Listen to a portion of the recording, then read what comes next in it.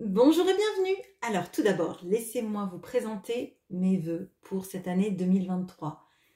Que restent en 2022 tous les éléments problématiques, traumatiques, tous les chagrins, toutes les peines, toutes les désillusions. Et que 2023 soit la possibilité pour vous de vous créer une vie meilleure, avec bien évidemment de l'amour si vous le souhaitez, et tout simplement du bonheur dans tous les aspects que vous désirez dans votre vie. J'en profite aussi pour remercier toutes les personnes qui m'ont accompagnée dans cette année 2022 et même avant. Et j'espère vous retrouver tout le long de l'année 2023 et continuer à échanger avec vous tout le long de l'année. Alors aujourd'hui, pour démarrer 2023, ça va être un tirage sur les vies antérieures. Qui étiez-vous dans une vie antérieure? Alors, vous le savez pour les personnes qui sont sur cette chaîne, je crois dans les vies antérieures et je crois que on trimballe des bagages positifs et négatifs de notre vie, de nos vies passées. Et ce tirage, ça va être un tirage à choix, avec 3 choix, qui va permettre de regarder dans quelle époque vous avez vécu, qui vous étiez, quel événement vous avez pu vivre, un événement peut-être traumatique, hein, et surtout, comment le dépasser dans cette vie actuelle, et ce que cette vie passée, parce que une vie, elle n'a pas été pleine juste de souffrance, elle a eu aussi des bonnes choses, ce qu'elle vous apporte de positif dans votre vie actuelle. Donc, pour ceci, j'utilise les réminiscences des vies antérieures. Alors, attendez, de qui hop, excusez-moi. De Osalie Intuitive. Et j'utilise le Angels and Ancestors Oracle. Et bien évidemment, le Pythia Tarot qui m'a été offert pour Noël. Et dont je vous ferai probablement une review, une revue dans le mois de janvier. Bon, allez, passons au tirage. Donc, vous allez avoir le choix entre le lapis lazuli, choix 1, l'œil de tigre, choix 2, et l'olite, choix 3. Allez, je fais mon pré-tirage et je vous mets en barre de description le timer pour que vous alliez vers le groupe qui vous intéresse. Bien évidemment, si un groupe ne vous correspond pas, n'hésitez pas à aller voir un autre groupe. Et si vraiment aucun des tirages ne vous correspond, c'est juste que vous n'aviez pas de message à recevoir cette fois-ci.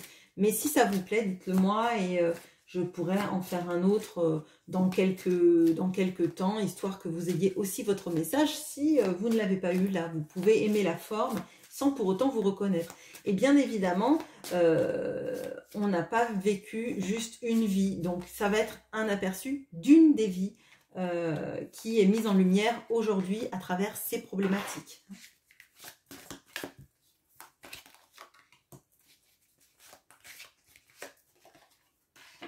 Ok, ça c'est bon. Qui étiez-vous?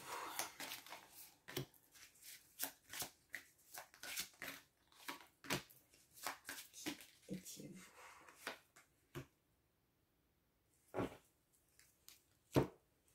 Et quel événement avez-vous vécu?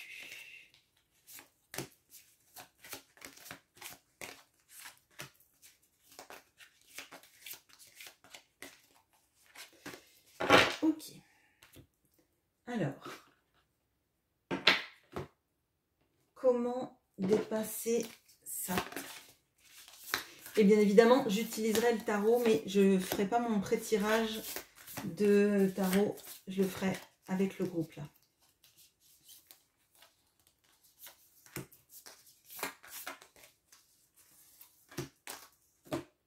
Et ce que ça vous apporte de positif dans cette vie.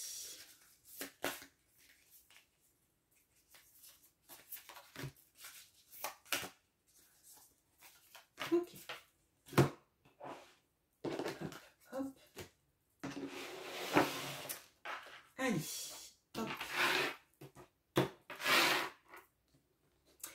commence tout de suite par le groupe du lapis lazuli. Alors, qu'est-ce qu'on a pour vous? Dans quelle époque ou quel lieu? Les Amazones,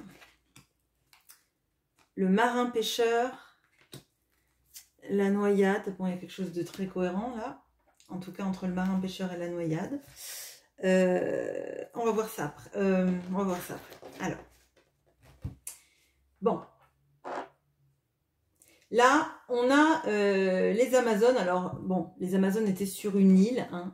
Il y a une notion plutôt, encore plus pour moi, d'être quelqu'un de très indépendant. Donc, marin-pêcheur, ça c'est l'indication sur qui vous étiez. Donc, il y a vraiment cette notion de la personne qui était indépendant dans son travail, qui voulait compter que sur lui, pour faire vivre une famille. Hein.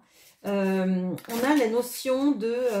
alors potentiellement là, moi ce que je ressens c'est des personnes qui vivaient sur des îles. Hein. Donc ça peut être des îles grecques, effectivement avec les Amazones on a ça, mais pas forcément. Moi je ressens le fait de pêcher pour survivre dans un endroit où en fait on n'a pas accès à énormément de nourriture. Et pour moi là, il y a vraiment ces problématiques de vie de faire vivre les gens qu'on aime parce qu'il n'y a pas, de possibilité de faire autrement. Et à mon sens, là, il y a effectivement, on a la noyade. Pour moi, c'est, on n'a pas le choix, il faut faire vivre les gens et on sort même en cas de tempête. Et moi, ce que je ressens là, c'est la tempête, la sortie de trop, la noyade. Et ce qui découle de ça, pour moi, c'est que vous étiez sans doute un soutien de famille. Déjà pour la nourriture, mais peut-être un soutien de communauté aussi. Et que par votre noyade dans le passé, il y a beaucoup de personnes qui se sont retrouvées dans des grandes difficultés. Donc là, moi, ce que je ressens, c'est qu'il y a des notions de... à l'heure actuelle, mais on va le voir encore, mais c'est vraiment un ressenti qui est assez fort et je vais étayer avec le tarot. C'est que là, pour moi, il y a des personnes qui étaient des guerriers, mais dans leur âme, en fait. Des personnes qui n'avaient pas peur, en fait, de tout faire pour les autres. Et il y a cette notion vraiment que je sens très forte du sacrifice. De toute façon, si moi je suis plus là, rien ne tourne. Et c'est quelque chose, à mon sens, que vous gardez dans cette vie, en fait, de vous sacrifier pour les autres, de devoir prendre des décisions parfois lourdes de conséquences pour essayer de faire marcher les choses. Ça peut être d'avoir accepté pendant longtemps un emploi qui ne vous convenait pas pour faire bouillir la marmite, vraiment. De rester dans des situations qui ne vous allaient pas parce que pour le bien-être des gens que vous aimez. Alors peut-être qu'il y a des personnes qui sont restées dans un couple pour les enfants. Il y a cette notion de sacrifice qui est très fort chez vous. Et de la nécessité de prendre soin des autres. Alors vraiment, mais par un travail acharné et moi je vois qu'il y a beaucoup de personnes qui avaient un mental très très fort et qui ne se regardaient pas, alors se regardaient pas le nombril, c'est un peu agressif, mais je crois que là il y a la notion de on néglige pas en fait sa peine, on néglige pas le fait que les gens ont besoin de vous. Et ça, pour moi, il y a quelque chose qui va sans doute rester dans votre vie après. Donc, on va regarder avec le tarot si on peut avoir quelques autres éclairages sur votre vie passée. Ouais.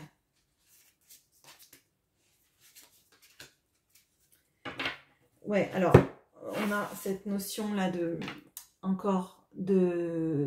la mer et du bateau. Hein.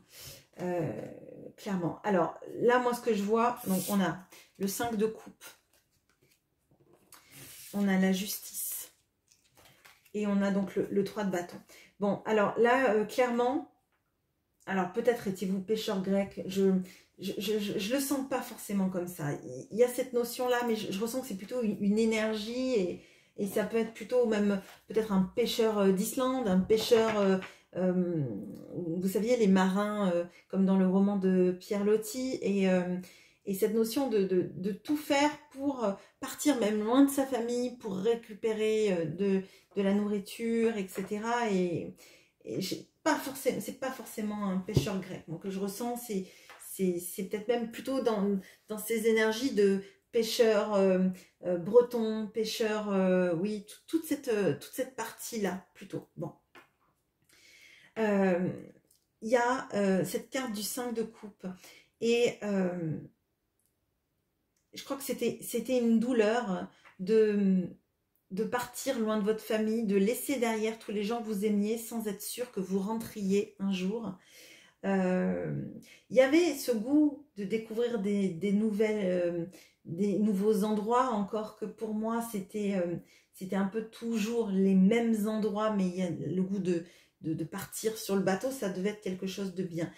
Il est possible d'ailleurs que vous ne supportiez pas le bateau à l'heure actuelle. Avec cette noyade-là, on va le voir dans, pardon, dans ce que vous dépassez de ce qui est. Mais pour moi, là, il y a cette notion de le cœur, de ne pas le prendre en compte et de se baser vraiment sur les besoins des autres, pas les vôtres. Et je vois vraiment de partir malgré la tempête parce que vous savez que c'est vous, en fait, qui permettez de maintenir l'équilibre d'un petit village, d'une petite communauté. Par votre pêche, par votre action, par le fait que vous êtes pourvoyeur de nourriture. Bon. C'est assez fort. Et là, avec cette noyade, on sent que c'est l'aléa que vous connaissiez. Vous saviez que cette vie, un jour, elle se terminerait comme ça. Mais que vous étiez obligé de faire tout ça parce que sinon, sans vous, eh ben, les autres auraient été dans une grande souffrance. Bon. Comment dépasser ça? Alors, on a cette notion de la lune qui vous parle de prendre des notes, des messages intuitifs que vous recevez. Alors, moi, avec la lune, je ressens aussi toutes ces énergies de marée et c'est assez fort. Alors, pour moi, il y a quelque chose là à comprendre sur déjà les phases de la lune et tout ce qui est des conscientisations qu'elle vous apporte. Alors, je pense que vous, particulièrement, vous êtes sensible aux énergies lunaires, notamment les nouvelles lunes et les pleines lunes. Et on vous dit que c'est à ces moments-là où il y a des conscientisations que vous faites, ou peut-être des rêves, et peut-être que vous avez des réminiscences de tout ça, peut-être que vous avez cette notion aussi du sacrifice pour les autres, et de comprendre en fait que vous pouvez vous sacrifier le temps mais que si vous n'êtes plus là, si vous n'avez plus d'énergie pour vous-même, eh bien les autres autour n'auront rien, parce que ce pêcheur, lorsqu'il est décédé, lorsque vous êtes noyé dans cette vie là, eh bien comment le village a survécu? Alors peut-être que vous n'étiez pas le seul pêcheur, néanmoins si vous avez affronté des orages et des tempêtes et peut-être des gros coefficients de marée, on va dire, c'était dans un but de sacrifice aussi. Donc, quand vous n'êtes plus là, il y a quelque chose à comprendre. Il y a quelque chose à comprendre sur la préservation de vos énergies. Vous ne pouvez pas vous sacrifier pour tout le monde. Il faut aussi que vous soyez juste et équitable vis-à-vis de vous-même, vis-à-vis de l'énergie que vous donnez dans les situations et vis-à-vis des situations que vous affrontez. Ce qu'elle vous apporte en positif, on a le chaman qui nous parle de croire dans des forces supérieures. Et effectivement, aussi avec la justice, on a cette notion de justice divine,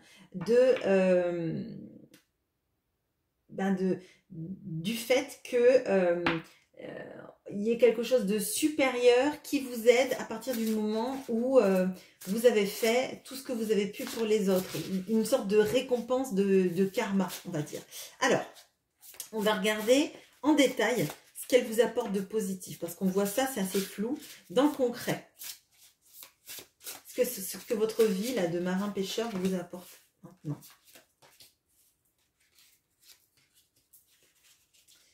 C'est magnifique. Alors, on a le 8 de denier, on a le monde et on a la force. Donc, dans le monde, on a Gaïa et dans la force, on a Circé. Alors, moi, ce que je ressens tout de suite, il y a quand même le goût de l'aventure qui reste. Le goût de l'indépendance aussi, parce que pour moi, avec les Amazones, on a ce goût de l'indépendance. On a ce goût de compter sur soi-même. Et il y a le goût du voyage qui revient beaucoup. Pour moi, là, on a cette notion d'aimer voyager, d'aimer aller dans le monde et d'être un peu libre de ses allées et venues. Alors, il est possible que vous ne supportiez pas le bateau, que vous ayez le mal de mer, ou alors il est possible que vous ayez une appétence particulière pour le bateau, selon en fait comment vous avez guéri dans cette vie-là de l'impact de votre vie, ou si celle-là n'était peut-être pas la dernière et que vous avez eu une autre vie entre-temps. Mais il y a quelque chose de fort quand même parce que c'est celle qui est éclairée là. Et à mon sens, là, il y a le fait que vous ayez protégé des gens dans votre vie, dans la matérialité, dans le concret. Il y a quelque chose qui veille sur vous dans votre vie actuelle pour vous dire que vous êtes accompagné, quoi. Vous êtes accompagné, vous êtes un peu une... comment vous dire?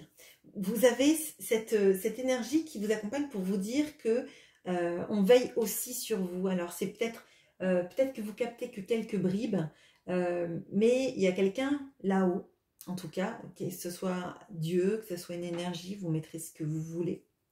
Ou peut-être les gens dont vous avez pris soin dans cette vie passée, qui sont autour de vous, en fait, et qui vous donnent tout leur amour et qui veillent sur vous, en fait, parce que vous avez veillé de votre vivant dans cette vie-là, sur eux tout le temps. Donc là, on voit qu'il y a encore le goût de l'effort, le goût du travail, le goût de l'application.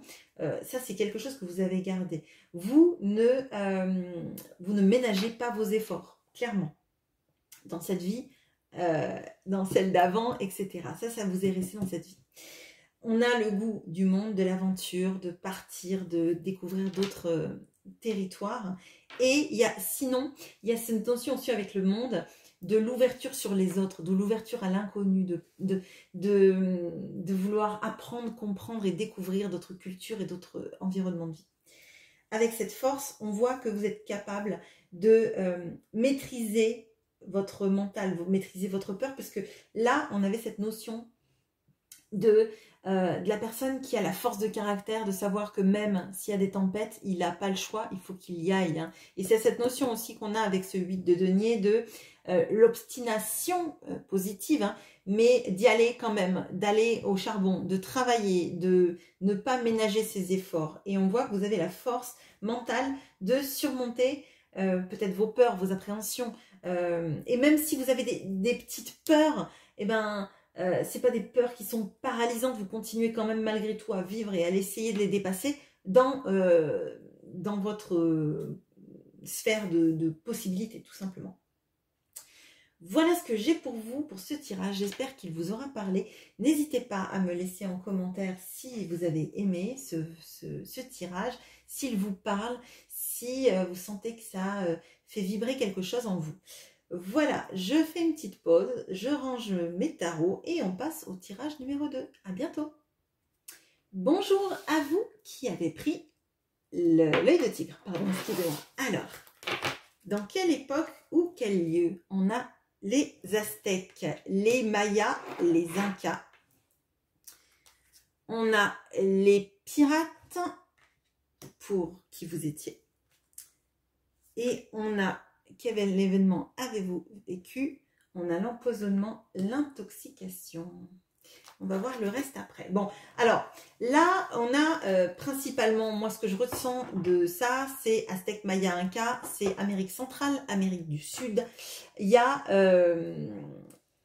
cette notion, alors moi, je vois même plutôt vers la mer des Caraïbes, avec le pirate, je ressens vraiment cette notion d'aller sur les mers, de piller, de tenter de découvrir d'autres lieux, des trésors, des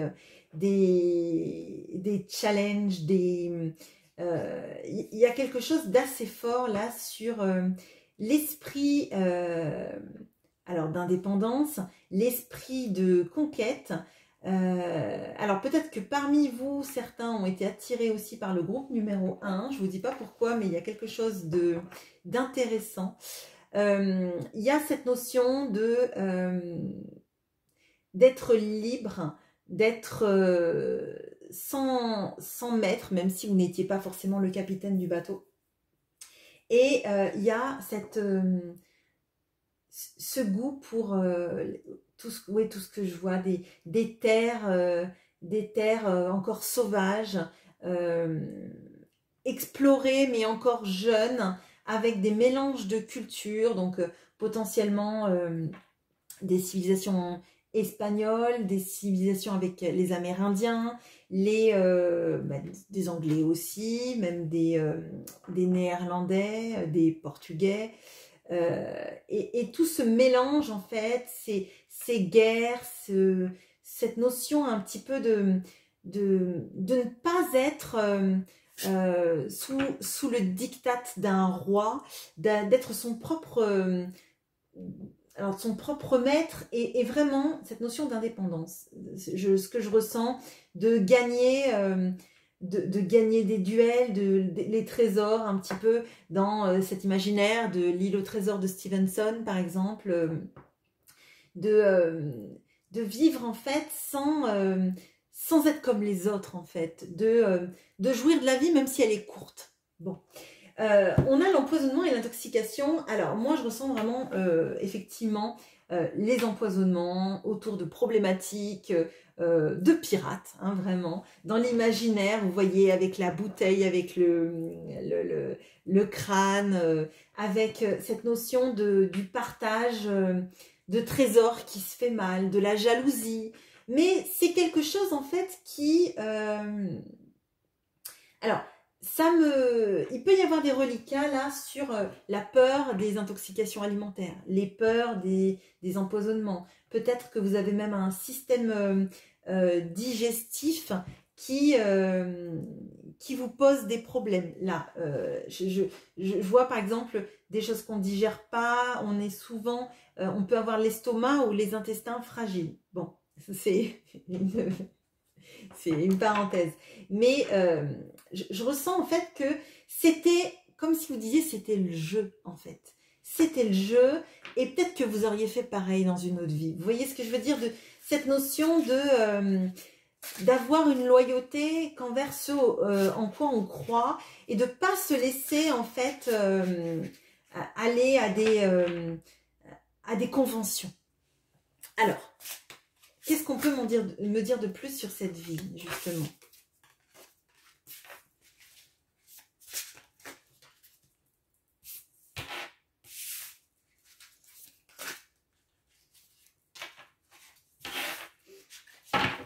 Alors, on a le 10 de bâton, on a le 10 d'épée, et on a la roue de la fortune. Alors, pour moi, c'était une vie qui a été vécue de manière très intense, en fait. Très forte, très vite, très brève. Hein. Pour moi, il y a cette notion effectivement, de ne pas ménager ses efforts parce qu'on vit la vie en accéléré. Parce qu'il y a quelque chose du destin, effectivement, et on ne sait pas quand on va mourir. C'est pour ça que je vous dis que quelque part, c'était en suspens tout ça. Cet empoisonnement, cette intoxication, ce coup du sort, cette façon de savoir que l'autre peut-être essaiera d'avoir votre part du magot, on va dire, hein, du trésor, et vous empoisonne, comme vous auriez pu l'empoisonner, peut-être, hein, parce que c'est la vie de pirate et que ça se passe comme ça. Et il y a cette notion de vivre fort, vivre intensément, parce que demain, en fait, on peut se prendre un sabre dans le ventre, on peut rencontrer une tribu reculée qui n'acceptera pas que vous veniez les piller, on peut rencontrer les canons, on peut rencontrer, vous voyez ce que je veux dire, donc on sait qu'il y a du risque, et il y a l'amour du risque. Ah mon Dieu, j'ai la chanson dans la tête. Voilà. Euh, Pardon. Donc voilà, mais pas du tout. Du coup, l'amour du risque n'a rien à voir, la série, avec ça. Donc clairement là, on sait qu'on vit fort, on vit intensément parce que les choses peuvent changer du tout au tout. La fortune peut se transformer en infortune. Et avec cette notion de roue de la fortune, c'est pour ça que vous avez toujours vécu cette vie-là, intensément, passionnément. Alors, comment dépasser cette vie? On a le tambour, les percussions qui nous parlent de rêver et de commencer son chemin. Bon, alors là, il y a quelque chose sur le fait de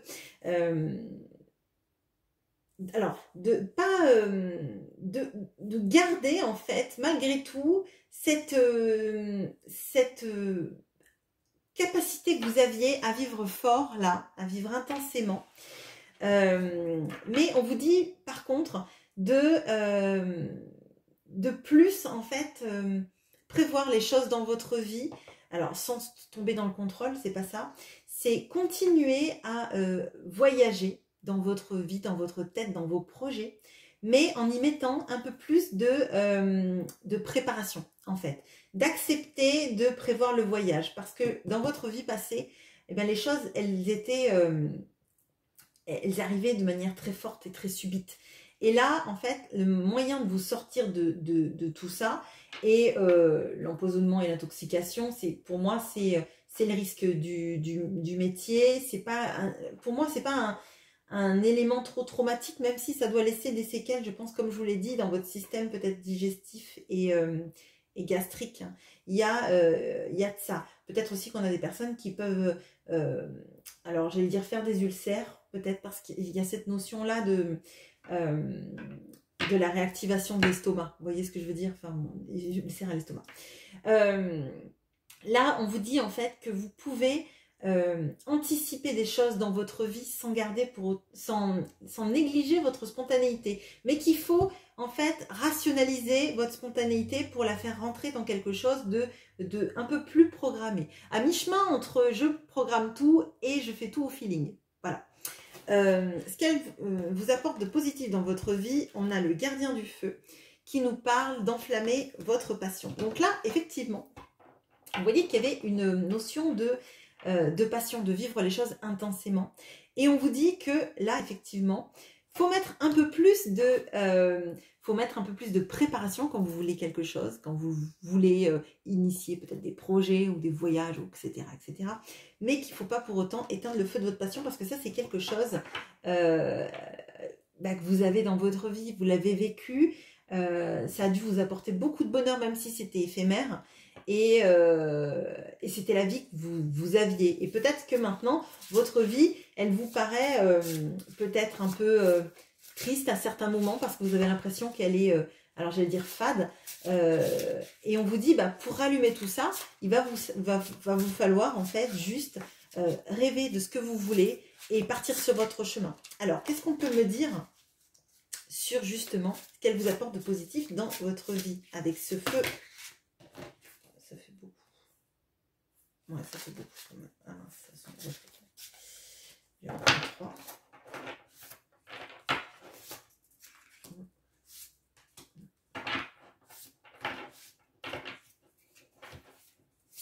Allez. On a le page de coupe avec Pandore. On a la reine de coupe avec Hera. Et on a le 4 de bâton. Bon, alors il y a beaucoup de sentiments là. Il y a beaucoup de sentiments, de maîtrise des sentiments et d'envie en fait de ressentir des choses.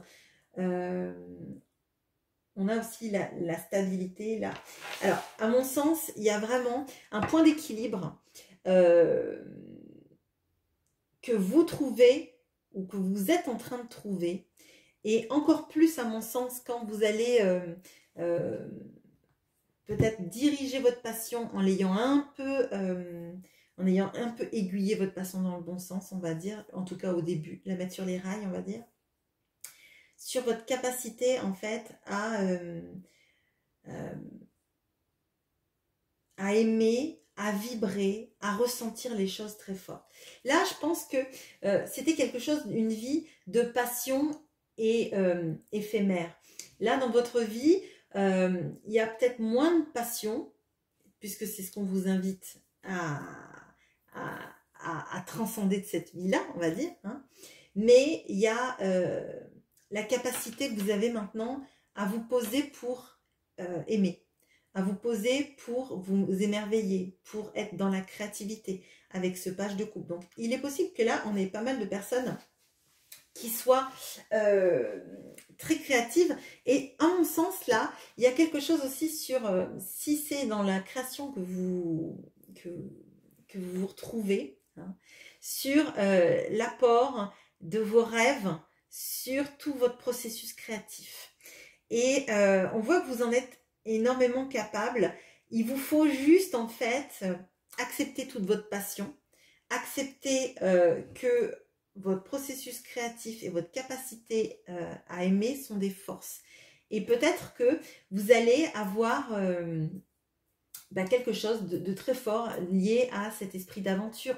Ou, je vous dis, à la notion de la vie aux Caraïbes et en Amérique centrale. Hein. Il y a quelque chose de fort vis-à-vis de ça et de la connexion vis-à-vis alors c'est peut-être des territoires qui vous attirent depuis toujours ou pour lesquels vous avez toujours été intrigué. Et ça a son sens, en tout cas, via ce tirage-là, si ça vous parle, bien évidemment. On a la notion aussi du 4 de bâton et de l'engagement. Et pour moi, là, dans cette vie-là, vous n'êtes pas engagé. Vous étiez quelqu'un qui savait que la vie, elle était éphémère et qu'il faut en profiter. Il faut un peu brûler la chandelle par les deux bouts. Et on voit que là, dans votre vie de maintenant, vous savez vous engager, en fait. Vous savez être capable de vouloir l'engagement, en tout cas, même si vous ne le vivrez pas actuellement.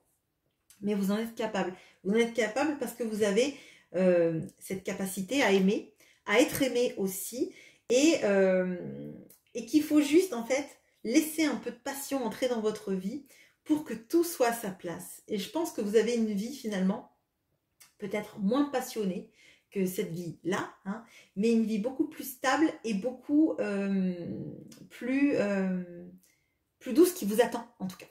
Voilà ce que j'ai pour vous. Je veux bien que vous me disiez en commentaire si cela vous a parlé, si ça éclaire un peu des choses dans votre vie, si vous avez quelque chose en particulier vis-à-vis de ce monde de pirates et des Caraïbes et de l'Amérique centrale et sud. Et voilà. Donc, je fais une petite pause et on va passer au dernier groupe. À bientôt. Et bonjour à vous qui avez pris Lolite. Ouais, Lolite, c'est encore mieux si je vous montre à la caméra. Alors, qu'est-ce qu'on peut nous dire sur votre vie? Alors, on a la renaissance, on a l'esclave ou le prisonnier, et on a le meurtre ou l'assassinat. Ok, alors, bon. Alors, là, donc, la Renaissance, on va être sur donc après le Moyen-Âge, avec tout ce qui va être d'une époque, à mon sens, que vous n'avez pas vécu dans un château.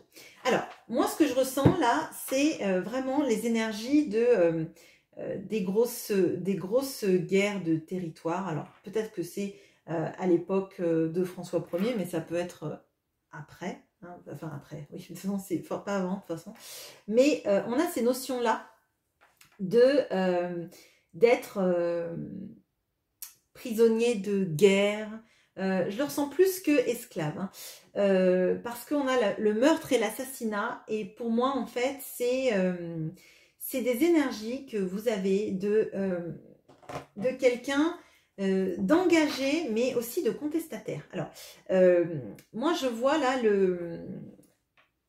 le soldat, mais pas n'importe quel soldat. Je vois la personne, en fait, qui suit des ordres, mais qui peut être alors envoyé pour espionner ce qui peut se passer.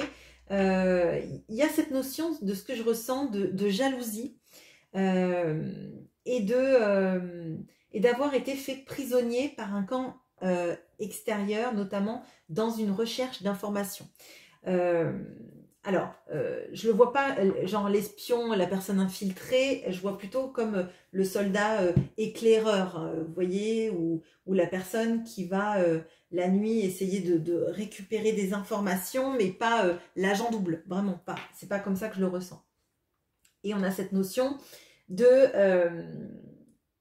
quelqu'un d'intelligent et vous voyez, de ne pas être, entre guillemets, la chair à canon, de ne pas être l'homme de rang qui va mourir à la bataille. Moi, je ne le sens pas comme ça. Je sens plutôt la personne exécutée parce que découverte, la personne exécutée mais qui faisait du travail de renseignement.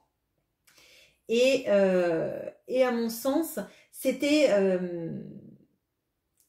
compliqué parce que ce que je ressens, c'est qu'il y a dans ce groupe-là des personnes qui sont allées espionner des camps plusieurs fois, dans plusieurs vies, et qui savaient que les batailles pour lesquelles vous faisiez cet espionnage étaient déjà perdues, que vos renseignements servent ou pas. Parce qu'il y avait quelque chose chez vous de comprendre l'inutilité de certaines guerres. Bon. Et le fait que vos troupes n'étaient peut-être pas préparées, que cette guerre-là, cette bataille-là ne servait pas, que vous étiez mal encadré peut-être par la hiérarchie militaire. Il y a quelque chose chez vous de... oui, cette intellectualisation des choses.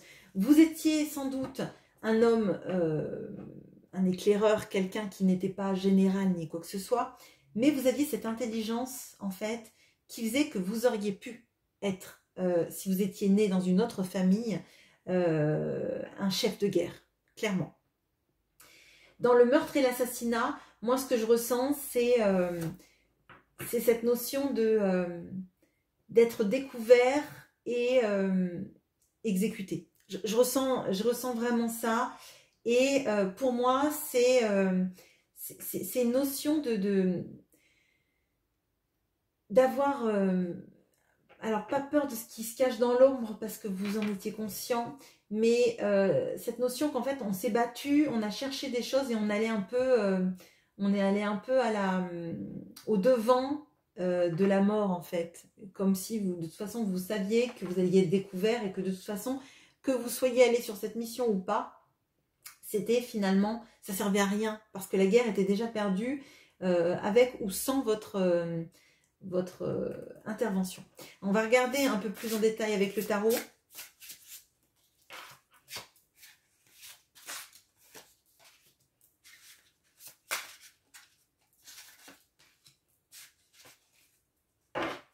Alors, on a le roi de bâton qui nous parle d'Héphaïstos,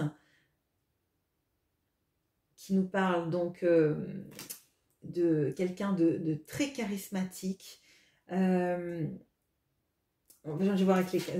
On a le 3 de bâton et on a le 2 de coupe. Bon, alors moi, comme je vous ai dit, je vois qu'en fait, effectivement, vous étiez alors peut-être un éclaireur, peut-être un archer, il y a quelque chose là-dedans. Alors, potentiellement même vous auriez pu être quelqu'un qui utilisait à la Renaissance, vous avez pu commencer à utiliser des premières, parce que je vois l'artificier là, les premiers mousquets, des choses comme ça en fait, hein. Il peut y avoir de ça. Ça peut être un point intéressant. Mais pour moi, vous étiez quelqu'un avec énormément de charisme. Et c'est ce que je vous disais, là, d'avoir en fait l'homme qui n'est pas... ou l'homme ou la... ouais, l'homme qui n'est pas né en fait dans la bonne famille, sinon il aurait été commandant général, duc, enfin, etc. Parce que vous aviez cette capacité en fait de diriger des troupes. Je crois que là, on avait chez vous une personnalité qui attirait énormément d'admiration de vos pairs, en fait, les autres soldats du rang, on va dire, hein, et que vous aviez cette capacité à voir plus loin. Et c'est ce que je vous disais là. Pour moi, il y avait des vraies capacités de stratège chez vous. Et à mon sens, là, c'est comme si on vous avait envoyé, alors je vais dire sur la mission suicide, mais c'est un peu ce que je ressens. C'est comme si en fait, vous aviez été capable, de par votre charisme et votre vision des choses, de pouvoir dire aux autres, cette guerre, on la gagnera jamais, etc. Et comme susciter un vent de révolte. Vous voyez ce que je veux dire, cette capacité que vous aviez. Alors peut-être que vous avez toujours en vous cette, alors j'allais dire, comme la blessure d'injustice, mais comme une vision sur ce qui est juste, ce qui n'est pas juste, ce qui sert et ce qui ne sert pas. Et de ne pas vouloir vous jeter dans la gueule du loup, parce que vous avez cette vision tactique, en fait. Vous avez ce coup d'avance, le stratège, l'échiquier, vraiment, j'ai ces notions-là, mais ça aurait été bien vu, peut-être d'un colonel, d'un général, que sais-je, mais pas d'un éclaireur, pas de quelqu'un qui partait et qui s'est fait prendre, qui a été prisonnier, exécuté. Et c'est comme si on vous avait envoyé, parce que vous étiez un petit peu un disrupteur, on va dire, qu'on vous avait envoyé sur une mission un peu suicide. Moi, c'est comme ça que je le ressens. Et moi, ce que je ressens aussi là, c'est que vous étiez quelqu'un qui était énormément aimé, de votre capacité d'être juste. Et vraiment, moi je ressens toute la jalousie de se dire que vous auriez dû rester à votre place et que c'était pas un soldat de contester ou de donner son avis. C'est vraiment de ça. Et peut-être que dans votre vie maintenant, vous avez besoin de dire votre avis parce que vous savez que ça peut faire pencher la balance et que ça vous frustre en fait les moments où vous ne pouvez pas le dire en fait. Bon. Ou tout à son contraire, que vous n'osez pas dire les choses parce qu'il y a un peu ce complexe j'allais dire, de Cassandre, de savoir les choses et de ne jamais être cru. Bon, on va regarder donc comment dépasser cela. On a la montagne qui nous parle, qui nous dit de rester sur la défensive, de se protéger. Ça peut être, c'est ma carte, ça pourrait être ma carte du 9 de bâton. On voit les choses clairement, pardon. On voit les choses clairement, mais justement, il faut se protéger. Et là, pour moi, vous voyez très bien que votre mission, c'était une mission suicide, que la bataille, elle allait être perdue, que ça servait à rien. On vous y a envoyé quand même, et peut-être que vous étiez même seul à y aller, alors que d'habitude, vous étiez plusieurs à aller chercher les renseignements ou attaquer les premières lignes. Vous voyez ce genre d'histoire. Et là, on vous dit que pour dépasser cette notion d'être allé au devant de son assassinat, hein, quelque chose qui était programmé, prévu, on savait très bien plus haut que vous alliez vous faire attraper et que vous n'alliez pas survivre. Et pour moi, il y a cette notion maintenant en fait de faites confiance à votre intuition quand vous êtes dans une situation où vous savez que vous allez au devant du danger. Gardez votre position, gardez ce signal d'alerte qui vous dit non, ça c'est voué à l'échec, ne t'y engage pas, clairement. Maintenant, ce que ça vous apporte de positif dans votre vie, on a l'ange gardien qui vous dit que vous n'êtes pas seul. Et je vous disais là, il y a cette notion-là de savoir embarquer les foules, enfin les foules, vous voyez ce que je veux dire, en tout cas vos pairs. Et à mon sens, là, il y a quelque chose de très charismatique que vous aviez dans cette vie et que vous avez toujours à l'intérieur de vous-même. Et on vous dit là que vous êtes protégé, vous n'êtes pas seul. Et ça, je pense que vous l'avez gardé, ce charisme et cette vision stratégique des choses, vous l'avez encore à l'heure actuelle. Donc, on a Jason.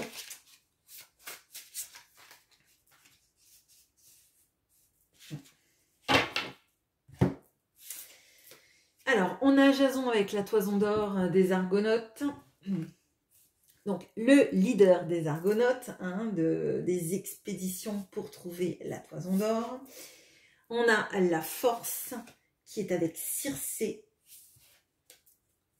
Et on a le 10 d'épée. Donc, alors, bon, clairement, là, on vous dit, faut pas douter de votre charisme. Hein, faut pas douter de votre compétence de leadership, de pouvoir déjà mener des actions, des entreprises, embarquer les gens, vous avez du charisme et faut que vous en soyez convaincus. Là, parce que clairement, vous avez une compétence et une appétence à embarquer les gens dans vos projets, dans vos envies. Il y a quelque chose du fait que vous pouvez avoir des suiveurs, hein, vraiment. Alors, je ne parle pas que des followers sur différents médias, hein, c'est pas ça, peut-être d'ailleurs, mais c'est cette notion d'embarquer les gens parce que vous avez toujours la vision d'avance en fait. Et il faut vous faire confiance. Vous avez cette capacité à diriger.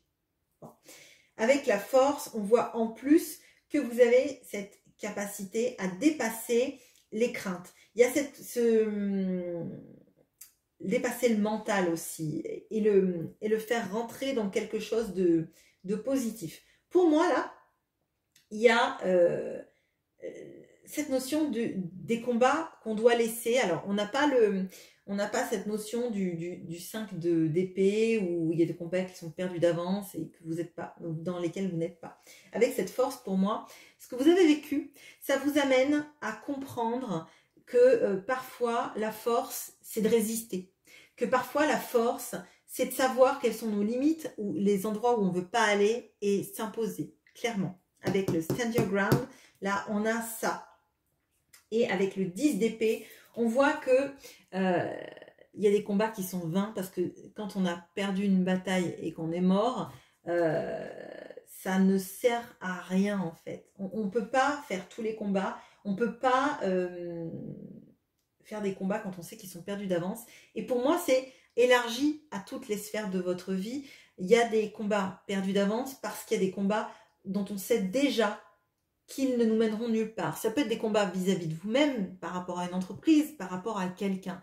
Espérez que quelqu'un change. Si cette personne n'y met pas du sien, c'est un combat perdu d'avance. Possiblement également. Voilà, j'espère que ce tirage vous aura plu, vous aura parlé. Peut-être qu'il aura vibré en vous. Je veux bien que vous me le disiez en commentaire si c'est le cas. Et je vous souhaite une merveilleuse année 2023 encore. Et à bientôt. Au revoir.